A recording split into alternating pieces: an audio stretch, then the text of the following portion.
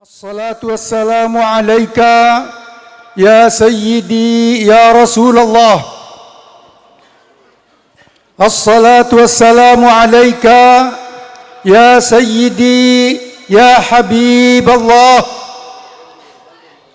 الصلاة والسلام عليك يا من أرسلك الله رحمة للعالمين وعلى آلك وأصحابك أجمعين. السلام عليكم ورحمة الله وبركاته.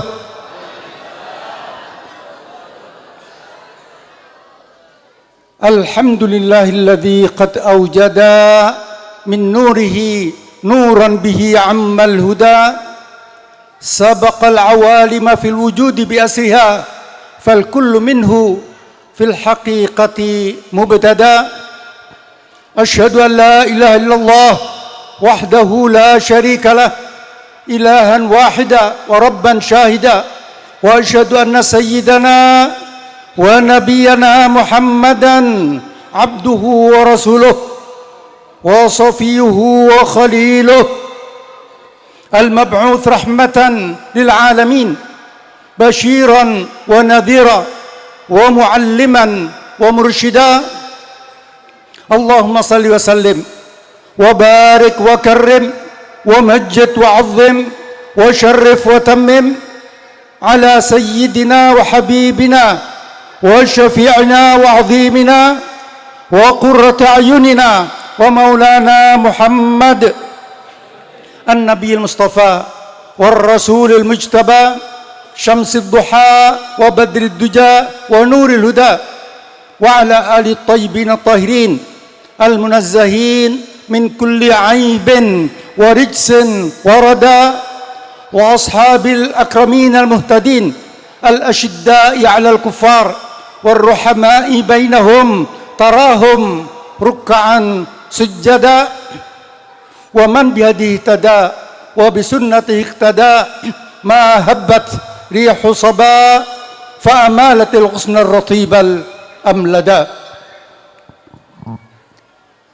فيا حضرات حبائب الفضلاء, segenap para habaib ahli bait, anak cucu baginda Rasulullah SAW. Wa ya hadaratul ulama al-fudala, segenap para ulama, para kiai, para masyaikh,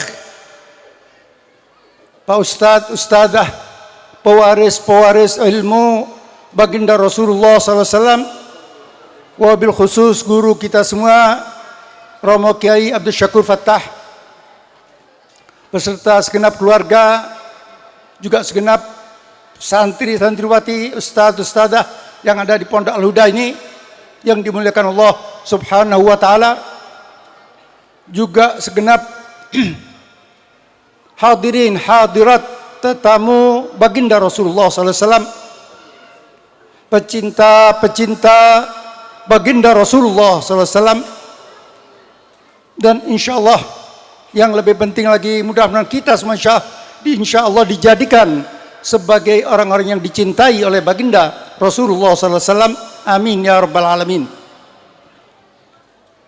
Alhamdulillah wa syukrulillah, kita pada pagi hari ini masih diberi kesempatan Allah Subhanahu wa ta'ala untuk bisa hadir di salah satu majelis yang mulia ini, yaitu dalam rangka memperingati dan merayakan hari kelahiran junjungan kita Nabi besar Muhammad sallallahu alaihi wasallam, yang mana beliau dilahirkan di bulan Rabiul Awal ini pada 15 abad yang silam. Sekarang kita berada pada tahun 1445 Hijriah. Sedangkan beliau ketika hijrah berusia 53 tahun. Jadi beliau dilahirkan 1445 ditambah 53 tahun. 498. Jadi 15 abad yang silam ini. Tetapi sampai sekarang kita tetap kaum muslimin dimanapun selalu memperingati dan merayakan hari kelahiran junjungan kita Nabi besar Muhammad sallallahu alaihi wasallam tersebut. Hari kemarin ini ada seorang kiai menunjukkan kepada saya nih di HP nih. Ada yang protes kenapa yang dirayakan adalah hari kelahiran baginda Rasulullah. Sedangkan Rasul sudah wafat katanya. Kalau dirayakan hari wafat beliau sebagaimana biasanya yang kita lakukan ini. Padahal sama, harinya sama. Beliau dilahirkan hari Senin 12 Rabiul Awal. Beliau wafat pun hari Senin 12 Rabiul Awal sama. Tetapi mengapa tadi itu? Ada mengatakan kenapa hari kelahiran beliau pada beliau sudah wafat ya. Jadi sangat beda sekali. Sangat beda sekali antara kelahiran beliau dengan kita yang lain-lain.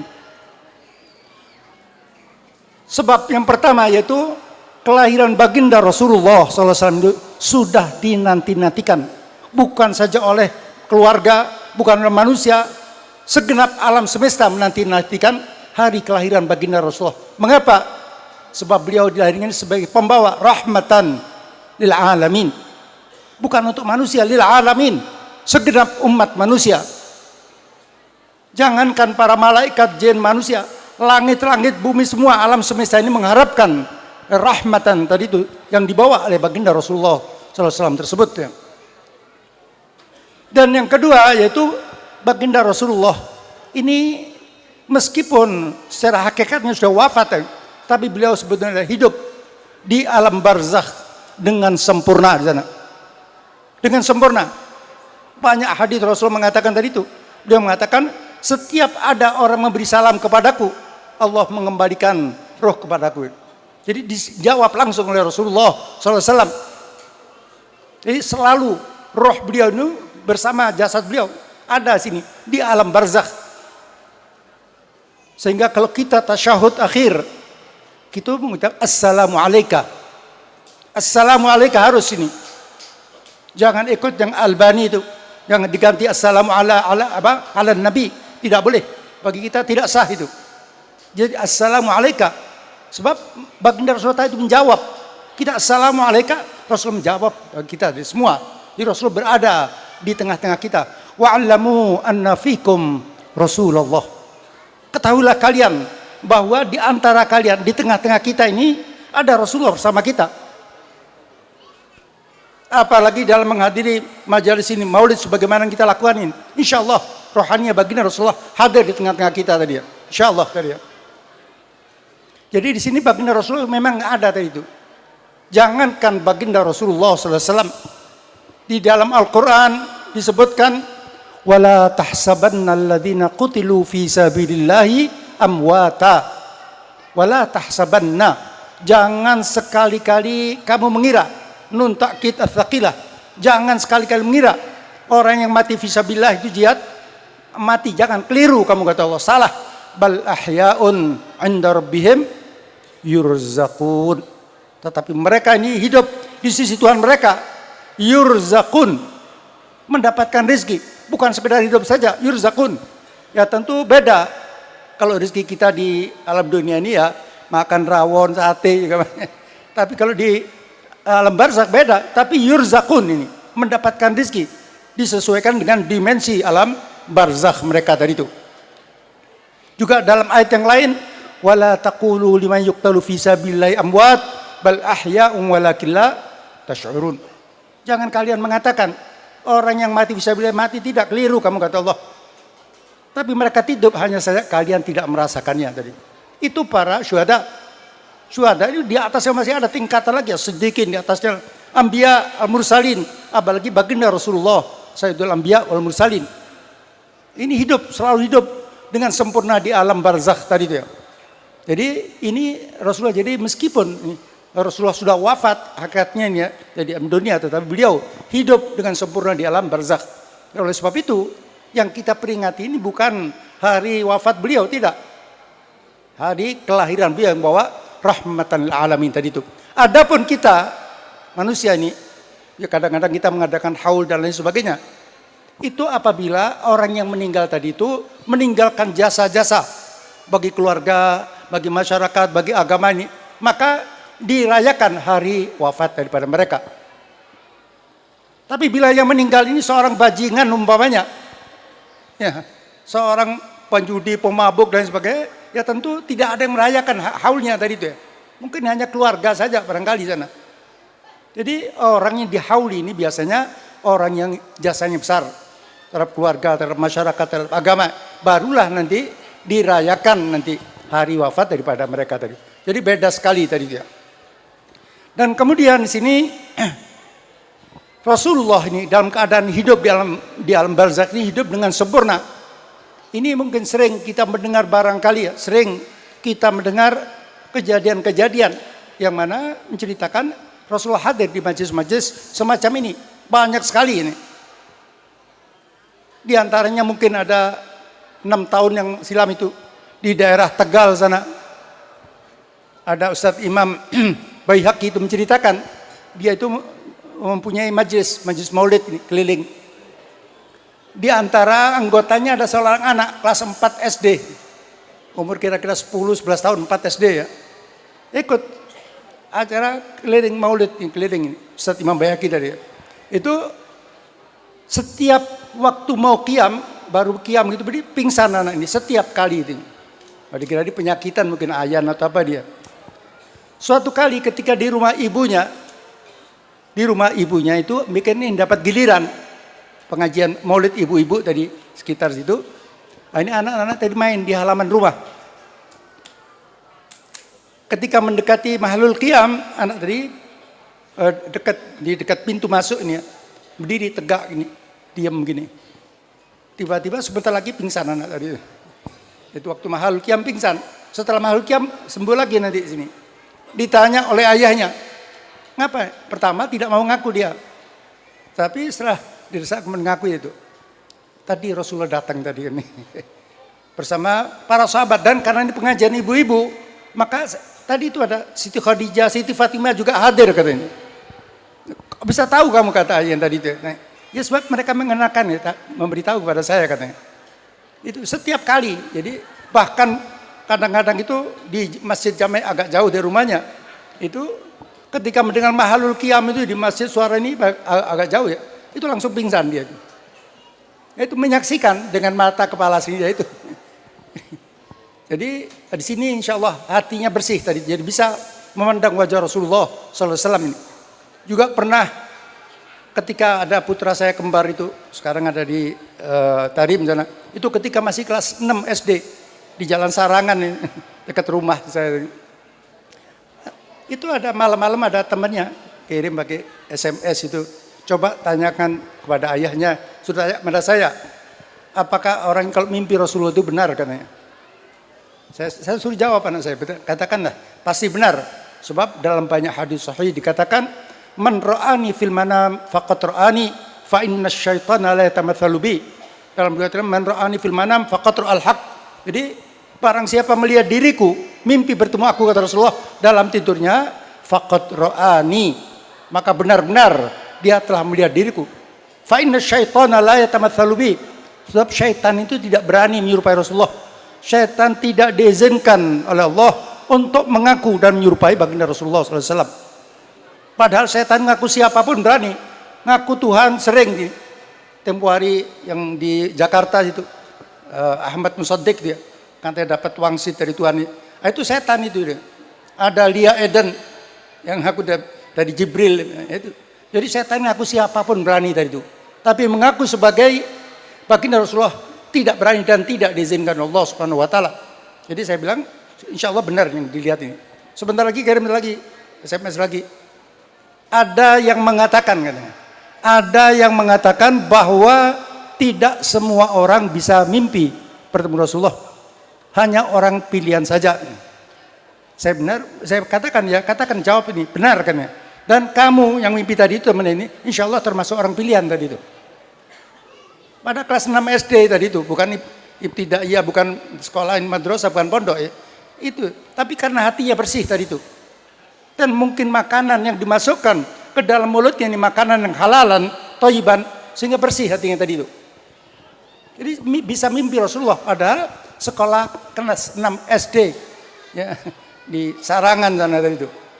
Jadi ini tanggung jawab bagi kita semua orang tua yang tadi itu. Menjaga, pertama jaga makanan tadi itu untuk anak-anak kita, untuk keluarga, untuk diri kita. Sebab para ulama mengatakan al-aklu bidrul a'mal. Makanan yang kita masukkan ke mulut kita, makanan yang kita berikan kepada anak dan istri kita menjadi benih daripada amal. Bila yang kita berikan makanan halalan, thayyiban, maka insya Allah tenaga, energi yang dihasilkan, tenaga yang baik saja, yang positif. Sehingga untuk ibadat, untuk ngaji, sholat, gampang tadi itu. Sebab baik tenaganya timbul dari makanan yang halal. Tapi sebaliknya, bila yang masuk dari makanan yang haram, maka tentu tenaga yang dihasilkan tenaga yang tidak baik tadi itu. Sehingga kalau untuk ngaji, untuk sholat, ibadah sangat berat sekali. Tapi untuk maksiat cepat, lancar tadi itu. Bila yang halal masuk, yang haram masuk, yang syubhat pun masuk, ya campur aduk tadi itu. Ya mungkin dia ngaji ke masjid, tapi main togel dan lain sebagainya tadi itu. Campur aduk tadi itu. Nah, ini penyebabnya nih. Jadi tanggung jawab kita sebagai orang tua tadi itu, ini sebagaimana dijelaskan oleh guru kita Ki Haji Abdul Syakur tadi ya. Itu masukkan anak-anak kita yang di pondok. So, sekarang terbaik, tempat pendidikan terbaik adalah di pondok, pesantren-pesantren. Tapi juga kita harus pilih. Jangan asalkan labelnya pondok pesantren Islami, kita masukkan yang kita harus tanya, periksa. Terlalu dengan teliti sekali. So, kadang-kadang ada cuman labelnya pesantren nih. Ya, tapi nanti yang diajarkan beda dengan yang yang dilakukan oleh ajaran baginda Rasulullah SAW. Kita harus hati-hati. Dan alhamdulillah ini pondok pesantren Al-Huda ini insya Allah kita yakin bahwa guru kita semua ini Romo Kiai Abdul Syakur ini orang-orang yang betul-betul sesuai dengan apa yang diajarkan dan dicontohkan oleh baginda Rasulullah SAW. Sehingga kita tidak khawatir anak-anak kita tadi itu. Sebab kalau tadi itu dikatakan kalau kita keluar sekolah ini yang campur sana macam-macam, ajaran agamanya sangat minim sekali, sangat-sangat minim tadi ya. Dan juga waktunya pun sangat terbatas tadi itu. Kalau kita di pondok ini kan di samping belajar ilmu juga mengamalkan. Bahkan sebelum belajar itu amal dulu tadi itu. Dan ditekankan juga akhlakul karimah di pondok-pondok biasanya tadi itu.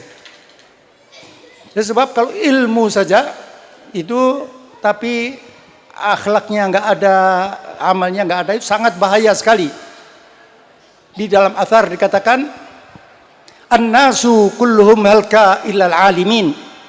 Semua manusia ini akan binasa kecuali orang yang berilmu.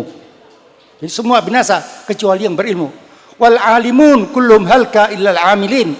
Sedangkan orang yang berilmu pun semua akan binasa kecuali yang mengamalkan ilmunya. Wal amilun kulluhum halka illal mukhlisin. Begitu pula orang yang berilmu mengamalkan semuanya akan binasa kecuali yang ikhlas semata karena Allah. Wal mukhlisuna hum ala khatarin azim. Orang yang alim berilmu mengamalkan ilmunya ikhlas, ini pun masih bahaya sekali atas. Hati harus jaga, hati-hati tadi itu tadi. Jadi usahakan kita masukkan anak-anak kita ini di pondok ini. So kalau kita di sini enak sudah. Jadi akan diawasi terutama tadi itu di sini pasti dilarang HP, tidak boleh sudah. Nah, itu sangat baik sekali tadi itu. Sebab ini sebetulnya ini kalau masuk hukum itu sebetulnya ya bisa jadikan haram ini. Sebagaimana apa? Ketika dulu pada zaman Rasulullah SAW ini kan orang bertanya, terbiasa orang minuman keras, judi, yas'alunaka 'anil khamri wal maisir. Ya, yas'alunaka 'anil khamri wal maisir. Mereka bertanya kepada Anda ya Rasulullah tentang hukum bagaimana khamar, minuman keras dan maisir, perjudian ini bagaimana hukumnya? Ya, belum diharamkan saat itu ya. Qul fihima itsmun kabirun wa manafi'u linnas. Katakanlah ya Rasulullah kepada umat Anda, fihima itsmun kabir. Dalam minuman keras dan judi itu dosanya besar, bahayanya besar, tapi wa manafi'u, dan manfaatnya pun banyak sana. Ya manfaatnya banyak. Orang yang tadi kebun tanam anggur atau apa tadi untuk khamr tadi itu, untung tadi itu pabrik-pabriknya beruntung, yang jual mungkin beruntung tadi itu. Kadang-kadang kalau musim dingin mungkin untuk memanaskan tubuh, kadang-kadang ya manfaatnya banyak khamr itu. Begitu juga judi, mungkin bandarnya untungnya, nanti ada yang menang ya untungnya dia, tapi banyak yang buntung ya. Jadi di sini artinya ada, Islam tidak menafikan manfaat daripada khamr dan judi tadi itu, tapi dianjurkan wa itsmuhuma akbaru min naf'ihima, tapi dosanya, bahayanya, madaratnya akbaru, lebih besar daripada manfaatnya. Ini masih belum dilarang, belum diharamkan, baru kemudian nanti timbul ayat lain, ya ayyuhalladzina amanu la taqrabus salata wa antum sukara hatta ta'lamu ma taqulun. Jadi tidak dilarang itu, tapi dibatasi ini. Kalau waktu dulu tidak larang, ini bebas, sekarang tidak. Ini jadi jangan mendekati sholat, jangan sholat dalam keadaan mabuk katanya. Sehingga orang itu ba'dal maghrib tak berani minum minuman keras. Nanti ba'dal isya tidak apa-apa, sebab subuh masih jauh tadi. Jadi tidak dilarang, tidak diharamkan, tapi dibatasi waktunya. Sebab Islam ini mengajarkan secara bertahap, tidak langsung drastis gini ya. Baru setelah iman mereka kuat saat itu, baru disebutkan innamal khamru wal maisiru wal ansabu wal azlamu rijsun min amali syaitan fajtanibuh. Jadi dilarang saat itu. Jadi kalau kita lihat tadi itu, HP tadi itu, terutama bagi anak-anak kecil itu ya. Memang ada manfaatnya, banyak manfaatnya, tapi madaratnya, bahayanya lebih berat tadi itu. Jadi dikhawatirkan tadi itu kalau nggak diawasi, anak-anak kita tidak dibatasi dalam menggunakan HP ini bahaya sekali tadi itu. Sebab sengaja Muhammad dan Rasulnya sengaja memasukkan tadi itu haban yang tadi itu yang membahayakan tadi itu untuk anak-anak dari terutama remaja ini, bahkan untuk orang-orang dewasa dan tua pun ini kadang-kadang membahayakan tadi itu. Bila tidak ada sensornya lah. Kalau di pondok kita mau melarang anak kita di luar, kita mau melarang anak-anak kita tidak bisa. Ya kalau di rumah bisa kita larang, tapi kalau keluar bagaimana kita? Tidak bisa mengikuti mereka. Nah, kita masukkan di pondok, di pondok sana. Di pondok sudah diawasi 24 jam tidak bisa keluar sana sudah. Itu. Jadi yang dikatakan dikekang ini memang betul. Sebab itu dikekang memang berat melawan hawa nafsu tadi itu ya. Jadi lama-lama nanti insya Allah terbiasa.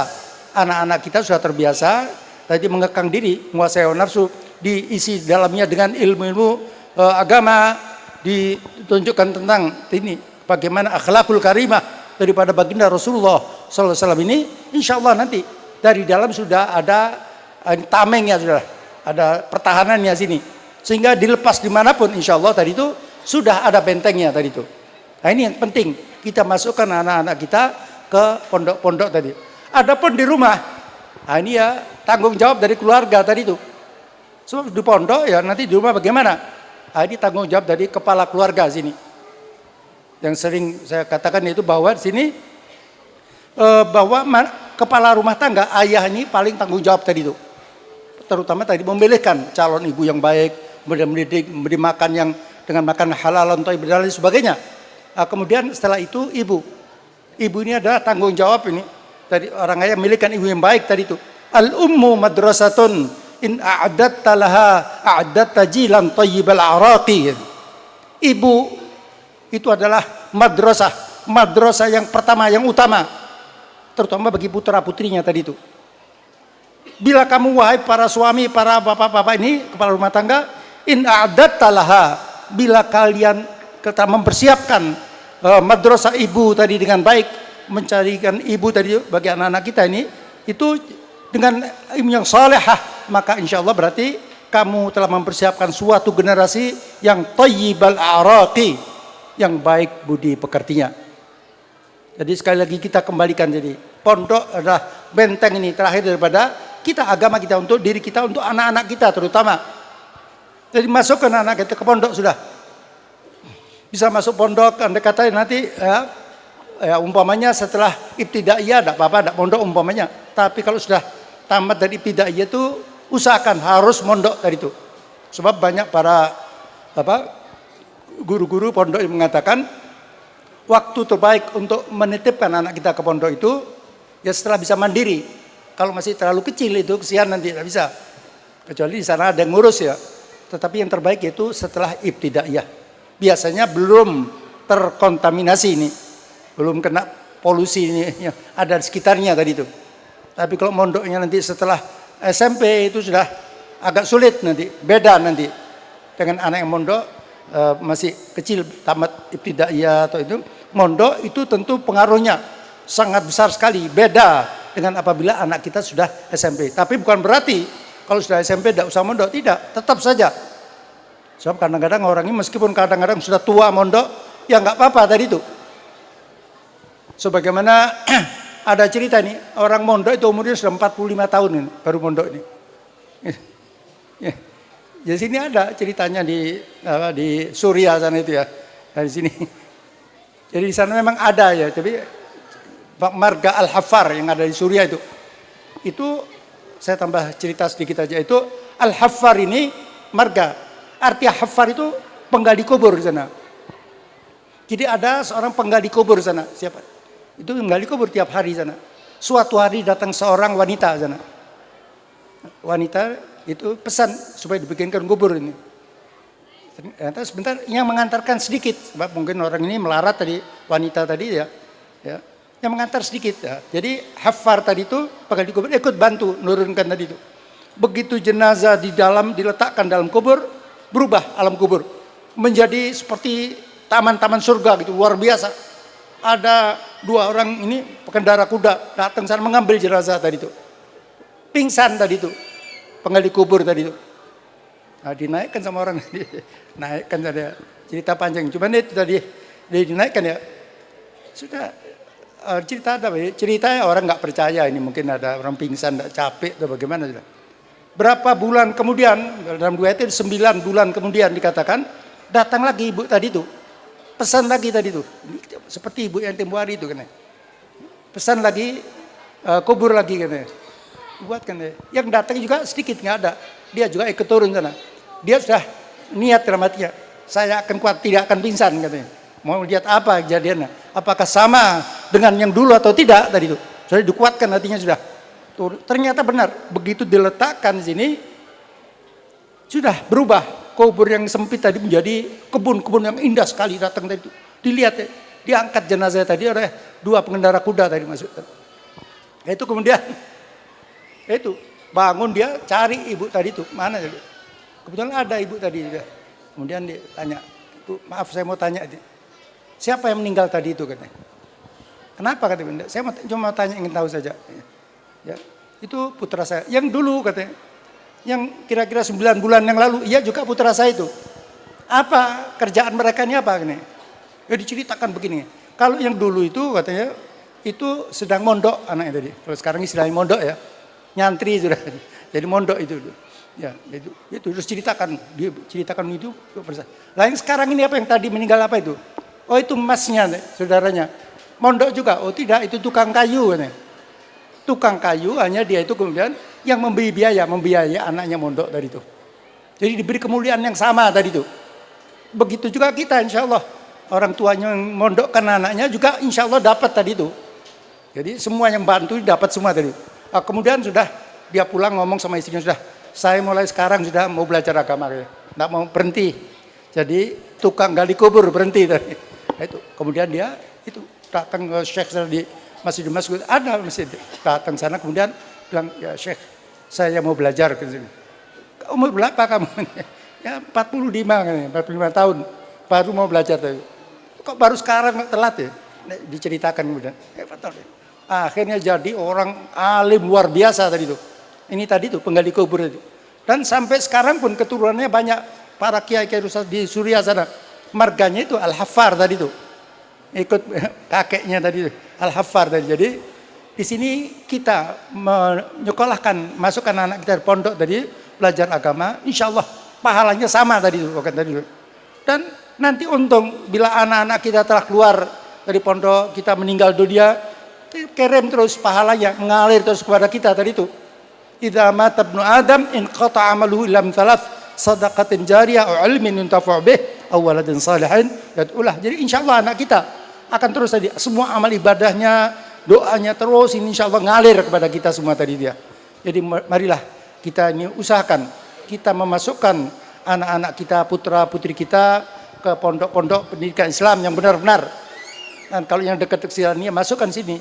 Ya, Kiai Abdul Syakur, insyaallah sesuai dengan apa yang diajarkan oleh tuntunan baginda Rasulullah SAW. Dan mudah-mudahan kita semua yang hadir ini, keluarga kita, orang-orang yang kita cintai, insyaallah kita dijadikan sebagai orang-orang yang cinta baginda Rasulullah SAW, dicintai oleh beliau, dan kita berharap, kita mohon, kita semua kelak tidak terkecuali insyaallah akan dikenal oleh baginda Rasulullah dan mendapatkan syafaat baginda Rasulullah, sehingga kita kelak akan dikumpulkan Allah bersama beliau baginda Rasulullah yang kita cintai. Amin ya rabbal alamin. Bismillahirrahmanirrahim. Alhamdulillahirabbil alamin. Allahumma shalli wa sallim ala sayyidina Muhammadin wa ala alihi wa sahbihi ajma'in. Allahumma ij'al jam'ana hadza jam'an marhuma. Ya Allah, jadikanlah pertemuan kami ini pertemuan yang penuh dengan rahmat-Mu. Wa tafarruqana min ba'dihi tafarruqan ma'suma wa la taj'al ahadan fina wala minna wala ma'ana syaqiyan wala mahruma. Allahumma qdhif fi qulubina mahabbataka wa mahabbata rasulika Muhammadin sallallahu alaihi wasallam. Ya Allah, tanamkanlah dalam hati kami, tanamkanlah dalam jiwa kami rasa mahabbah, rasa cinta kepadamu ya Allah, dan rasa cinta kepada baginda Rasulullah sallallahu alaihi wasallam, wa mahabbata ahli baiti Rasulullah sallallahu alaihi wasallam, rasa mahabbah kepada segenap ahli bait, anak cucu baginda Rasulullah sallallahu alaihi wasallam, wa mahabbata ashabi Rasulullah sallallahu alaihi wasallam, rasa mahabbah kepada para sahabat baginda Rasulullah sallallahu alaihi wasallam, wa mahabbatal ulama wassalihin warathati ulumi Rasulullah sallallahu alaihi wasallam, rasa mahabbah kepada para ulama, pada kiai, para masyayikh, ustadz-ustadzah, terutama pada guru kita ini Kiai Syakur ini pewaris-pewaris ilmu baginda Rasulullah sallallahu alaihi wasallam. Allahumma ansuril Islam wal muslimin. Allahumma ansuril Islam wal muslimin. Allahumma ansur man nasaraddin wakhdul man khadalal muslimin. Allahumma ansur ikhwanana al muslimin fi Palestin wa fi Suriah wa fil Iraq wa fi Sudan wa fi Afghanistan wa fi Filipina wa fi Thailand wa fil Hind wa fi Myanmar wa fi Uyghur wa fi sa'il buldan al Arab wa buldan muslimin ya rabbal alamin. Allahumma aslih man fi salahihi salahul Islam wal muslimin wa ahlik man fi halakihi salahul Islam wal muslimin. Allahumma aslihna wa aslih lana a'immatana wa wulata umurina. Allahumma wallina khiyarana wa la tuwallina shirarana wa la tusallit alaina bidhunubina man la yakhafuka wa la yarhamuna waj'al baldatana Indonesia hadhihi aminatan mutmainnah wa sa'ira buldan muslimin ya rabbal alamin. Ala hadhihi niyyah wa ala ma nawahu abauna wa aslafuna wa syuyukhna wa rijalna salihun fi mithli hadhil jalsah al mubarakah anna Allah yudkhilu niyatina fi niyatihim wa a'malana fi a'malihim wa akhlaqana fi akhlaqihim wa maqasidana fi maqasidihim wa likulli niyatin salihah min khairatid dunya wal akhirah wa ila hadratin nabi Muhammadin sallallahu alaihi wa alihi wasallam. Al-Fatihah.